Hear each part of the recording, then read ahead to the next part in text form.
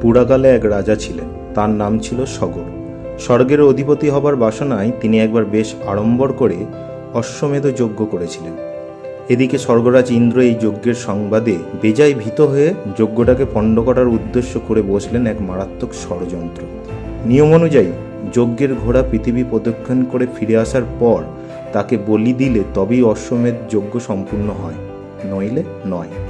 সেই যজ্ঞের ঘোড়ার ওপর নজরদারির দায়িত্ব বর্তালো সগরের 60,000 পুত্রের ওপর। এই বজ্র আটুনির ফাঁক দিয়ে ছলনার আশ্রয় নিয়ে ইন্দ্র ঘোড়াটিকে চুপিসারে কপিল মুনির আশ্রমে এনে বেঁধে দিলেন।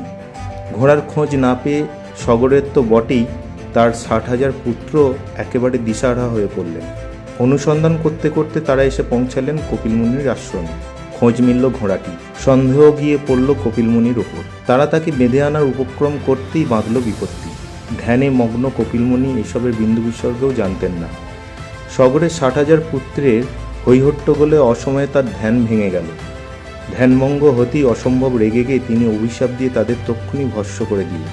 মুক্তির উপায়ের সন্ধানে মনস্তাপ নিয়ে সগর ঋষির পায়ে এসে পড়লেন।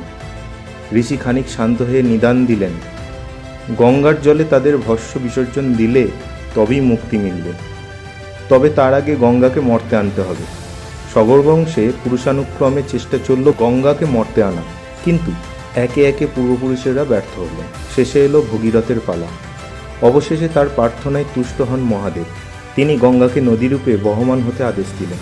পুরাণ অনুযায়ী শিব নিজের জটায় গঙ্গার তীব্র প্রবাহকে ধারণ করে তার ক্ষোভ শান্ত করেন।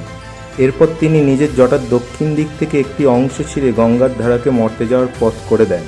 ভগীরথের তপস্যায় গঙ্গা স্রোতস্বিনী হলেন বলে তার অপর নাম ভাগীরথী। জ্যৈষ্ঠের শুক্লা দশমীতে হিমালয় থেকে নেমে এসে পৌষ সংক্রান্তির দিন সগরের 60,000 পুত্রকে মুক্তি দিয়ে বঙ্গোপসাগরে মিশে গঙ্গা সৃষ্টি করল পবিত্র গঙ্গাসাগর। নমস্কার, আজ এই পর্যন্তই, দেখা হবে পরবর্তী ভিডিও।